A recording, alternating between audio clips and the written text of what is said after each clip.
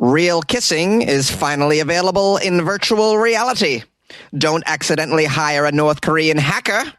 And Mastercard will allow you to pay with your face. These are the weird stories for Wednesday on Weird AF News. With your host, JONESY. This is the only daily weird news podcast hosted by somebody inside a very small closet. Real-time kissing is finally possible in virtual reality. Hey guys, I'm doing a tech story. I'm just trying to stay relevant and hip with my tech stories. It's very weird though. Let's learn a little bit about kissing in virtual reality. I want real kissing, okay? Not fake kissing in virtual reality. According to most people, the metaverse just might be the new evolution of the internet. Have you heard of the metaverse? Are you guys cool? This is owing to the fact that the metaverse is a virtual reality that is perceived on a person-to-person basis. This means different things to different people, so much so that the thin veil between the virtual world and reality has actually become blurred beyond recognition. What is real? What is virtual? Is this a real kiss? Is it a virtual kiss? Oh my God, my mind is blown. In short, the metaverse is a virtual 3D world where people can interact with each other. You know this already. However, with meta evolving every single day, did you ever imagine that the virtuality of this world could spill overboard and at some point become one with actual reality? Oh man, this sounds like a movie. In layman's terms, there are certain things that can now be physically felt even while being a part of virtual reality, owing to what is known as haptic sensations. Ooh, haptic sensations. Let's learn about haptic sensations. It's the science of touch. That's what haptic means. It's how we interface with the world in many aspects. Yeah, we love to touch our world. Do you guys like to touch your world? I like to touch my world every opportunity I get. Technologies that create real-time feedback effects with touch rather than relying only on the sounds from a pair of headphones or images on a screen are known as haptics. Initially, the idea of haptics originated in the mid-'70s, owing to arcade games which were taken a notch further by the amusement parks later on. Eventually, the idea was mostly developed for gaming to provide a more realistic and immersive gaming experience. However, with the development of technology, haptic devices can now be paired with your VR headset. It began with developing haptic prototype gloves, which involved physical actuators to give users a sense of moving or touching in the virtual world. You guys are probably familiar with those gloves. However, now owing to the same haptic technology, real-time kissing is finally a thing in the virtual world. It says here, today's consumer virtual reality systems offer limited haptic feedback using vibration motors as a conduit and handheld controllers. Rendering haptics to other parts of the body is an excruciating task, especially in a manner which is practical in nature and is appealing to the consumer. The mouth is a rather interesting area, as it is second in terms of tactile sensitivity to the fingertips, and thus offers a unique opportunity to add fine-grained haptic effects. However, this one-of-a-kind application that allows people to kiss in real time in virtual reality has been developed by Carnegie Mellon University's Future Interfaces Group. This distinct and unprecedented feature has been achieved with the help of ultrasonic transducers. Wow, I should have known better than to try a tech story. I can't pronounce these damn words. We got ultrasonic transducers in a virtual reality headset where a person can literally feel the sensation of a kiss on their mouth without having anything cover it. Wow, okay, according to the researchers, here's a quote. This is a quote from the nerds. We built a thin, compact, beam-forming array of ultrasonic transducers which could be integrated into future headsets in a practical and consumer-friendly way. We use this hardware to focus airborne acoustic energy onto the lips and onto the mouth, creating sensations such as taps and continuous vibrations, which can also animate along arbitrary 3D paths. Anybody know what that shit means? The researchers added that the effect is not just limited to the lips, but to the entirety of the mouth. Apart from the lips, teeth, and tongue are the other two important parts of the body in terms of kissing and feeling, and the research has that covered too, as the effects can be felt on the teeth, as well as your tongue. Their claim is backed by graphical feedback, which they propose, when synchronized with can provide a realistic, convincing, and immersive experience. Okay. This is a game changer in the technological field, they're saying. And it leaves more room for exploration with regards to a full-body virtual reality sensation owing to this haptic technology. So pretty soon you could probably, maybe not soon, but at some point, having sex in virtual reality and you can feel it all. I mean, that's where we're headed. And of course, we have to go that way because any technology has to be used for sex. I mean, that's just what we do with our technologies. Porn and sex, right?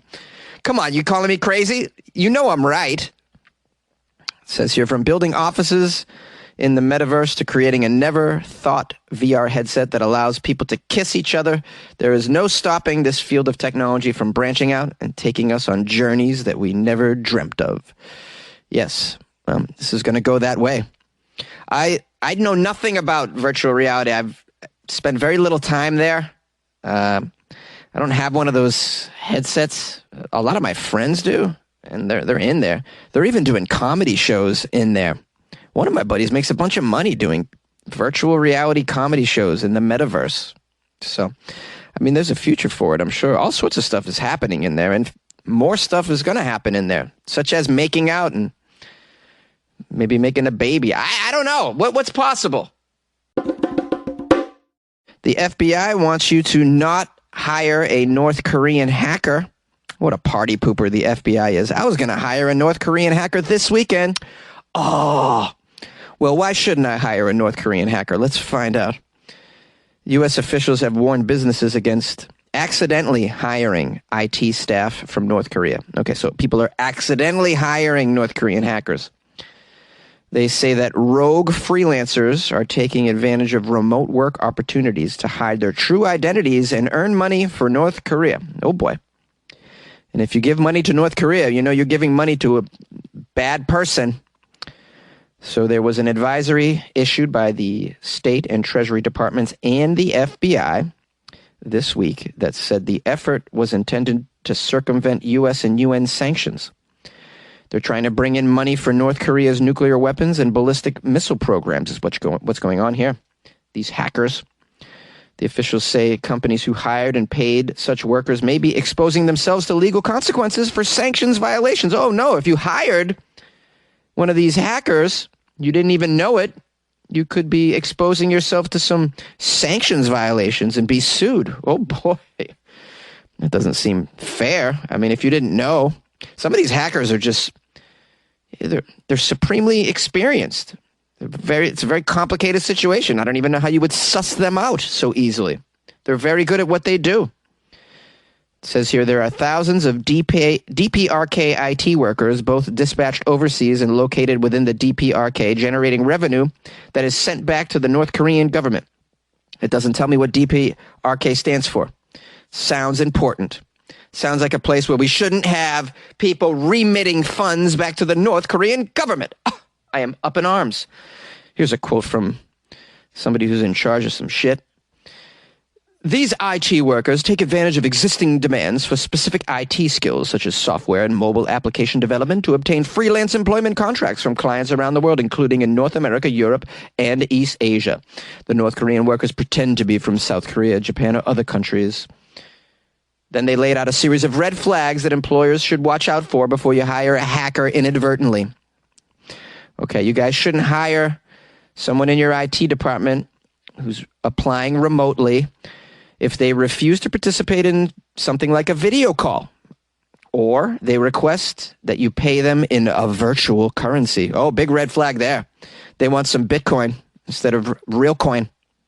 The FBI is saying that the North Koreans are mostly based in China and Russia, with smaller numbers operating out of Africa and Southeast Asia, and most of the money they earn is taken by the North Korean government. Oh, and now we have a quote from the FBI. Let me do a really cool FBI voice. Are you guys ready? Dun, dun, dun, dun, dun, dun, dun, dun.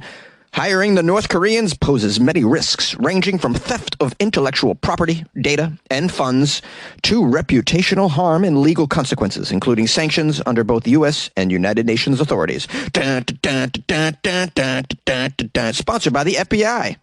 All right, so what did we learn, guys? A bunch of North Koreans are pretending to be IT employees. They want to work for you remotely. They refuse to get on a video call. They want to be paid in Bitcoin. They ask you for strange things, like if you would mail them a pair of your underwear. That's that kind of thing. You want to look out for that. They want you to go to Walgreens and buy a bunch of gift cards. They want you to help them get their Nigerian prince friend out of prison. There's a lot of red flags, is what I'm saying. So watch out if you're trying to hire somebody. Don't hire a hacker, all right? Weird AF News coming through again, helping you in your life.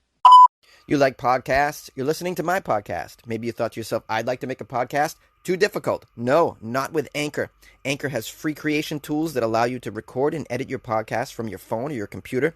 Anchor distributes your podcast to Apple, Spotify, Stitcher, and more. They have advertising integration, so you can even make a little money off your podcast. Everything you need to make a podcast in one place. Download the free Anchor app or go to anchor.fm to get started. And good luck with your podcast. Good luck with your creation. Good luck with your life, man. Yay! Mastercard is letting you pay with your face in stores. All right, another technology story. I figure let's just keep it going with the tech guys, because I just love trying to pronounce these words. It says here, Mastercard is piloting some new technology that lets shoppers make payments with just their face or their hand at the checkout point. Sounds a little weird. Let's get some more information. The company yesterday launched this program for retailers to offer what's called biometric payment methods, such as facial recognition and fingerprint scanning. They offer this at the checkout, where users will be able to authenticate their payment by showing their face or the palm of their hand instead of swiping their card. I love it how we just can't wait to pay anymore. I mean, it just takes so long to reach into your pocket, you know? It's like an extra 5 seconds to reach into your pocket and then take out a credit card and then take it out and then beep it. Boo! I mean, all that time, I could be watching more TikTok videos, guys. You can't be bothering me with this extra 10 seconds to pay. I want a faster way to pay. It's ridiculous. I love how so much of our technology is just being used to allow us to buy things faster. Like you could buy a car now online or a home. Like, who's buying a home online? Who's buying a car without test driving it? People do. So much technology is being poured into this area of just buying quicker because they're not making the products any better. How about you make the products better? All right? Less effort on me buying it quicker, but make the product better. I would love that. Please. I mean, and who's so busy that they just have to buy a car online? I'm so busy. I just got to buy... You buy cars. How many cars do you buy a year? Oh, I'd have to buy another car. All right. It's just, what is it, like grocery shopping for you? Just no time to even look at a car. Let me just buy it online, please. I got no time to spend $32,000.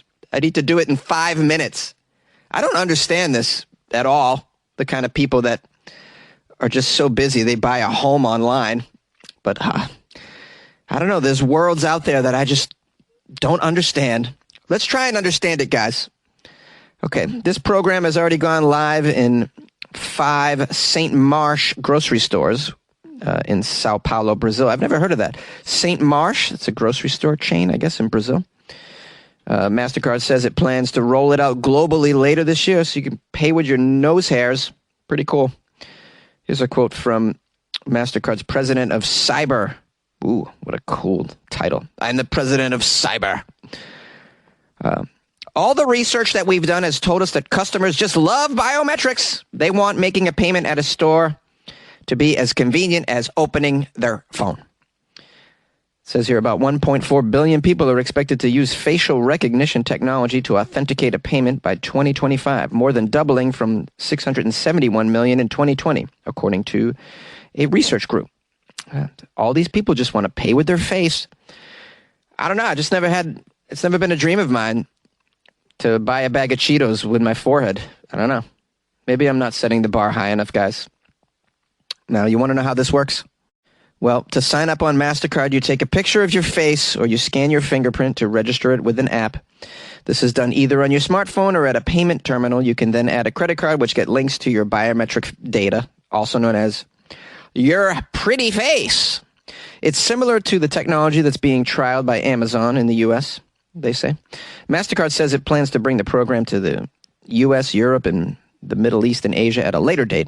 In the long run, MasterCard's vision is to make the tech, quote, globally interoperable. So once you've stored your credentials, you can use this anywhere.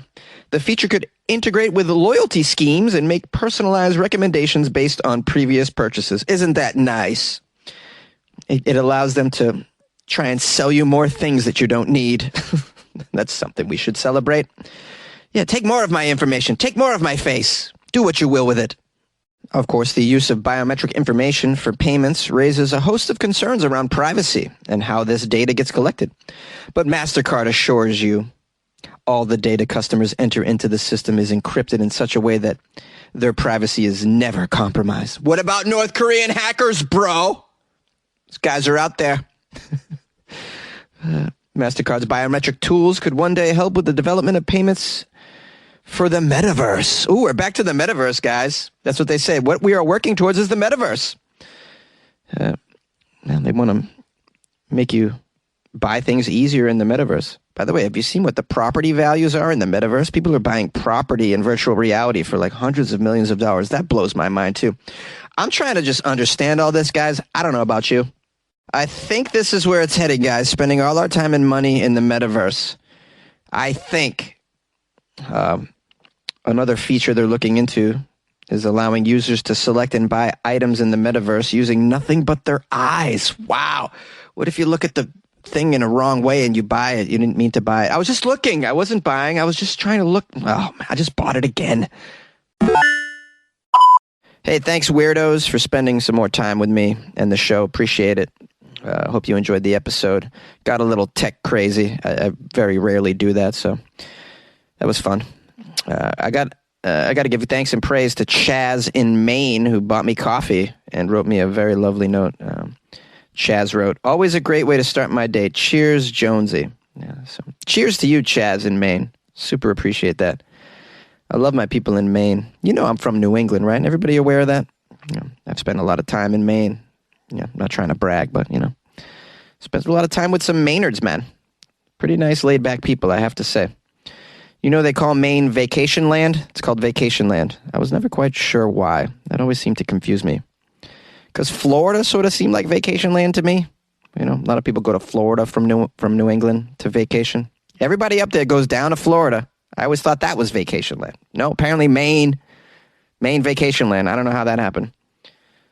Long ago, some guy, I don't know, he was eating a lobster and got a hickey on a beautiful hill in Maine and was like, "I dub thee vacation land."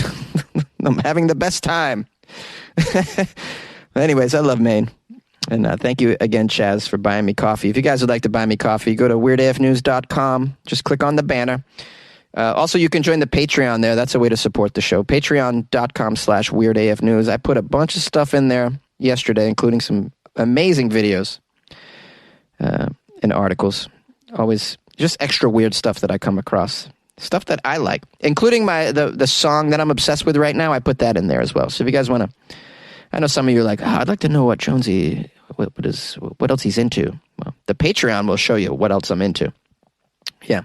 So patreon.com/weirdafnews, or download the Patreon app and search for Weird AF News, or just go to weirdafnews.com. If you'd like to email me, it's funnyjones@gmail.com.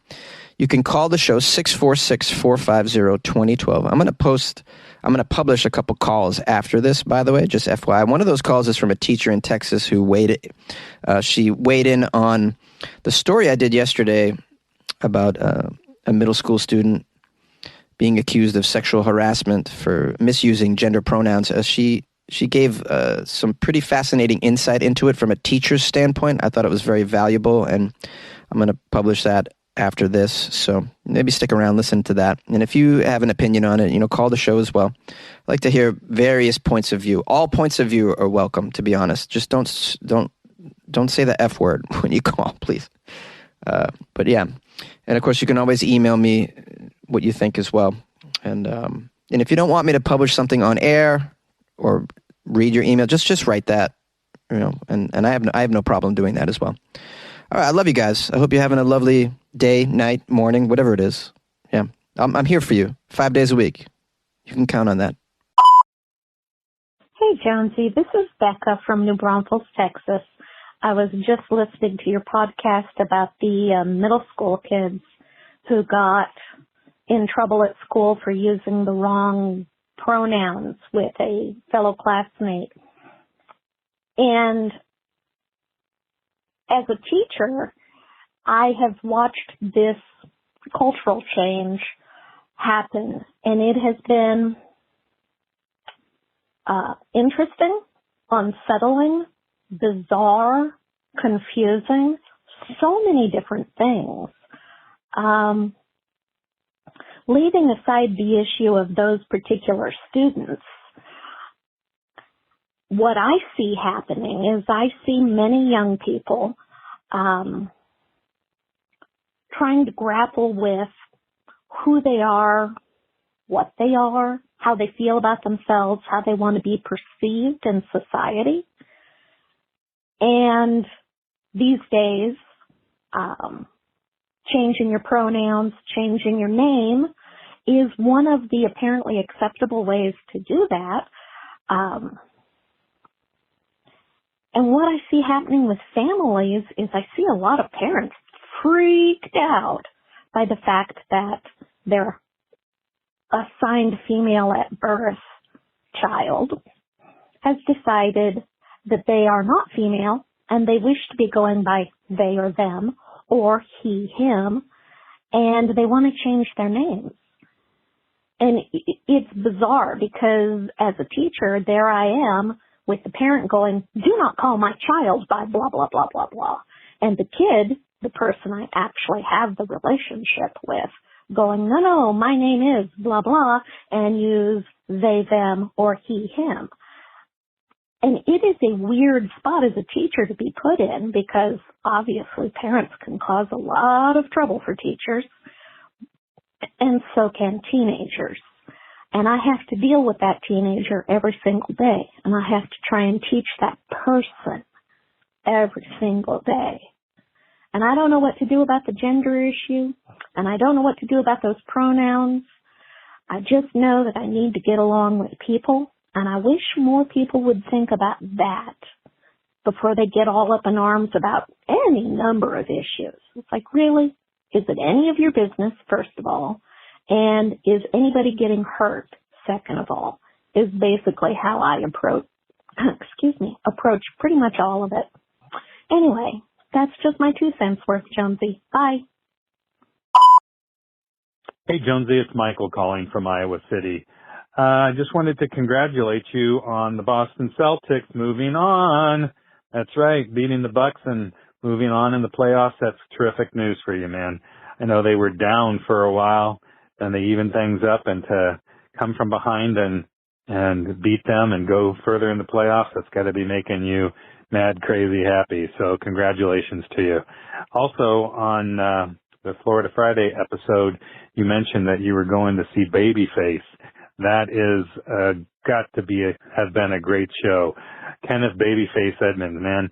I mean, he's probably best known for producing so many people, but to form a record company with the great L.A. Reid, that record company called LaFace Records, they had so many great artists on that record label, and primary among them would be Toni Braxton.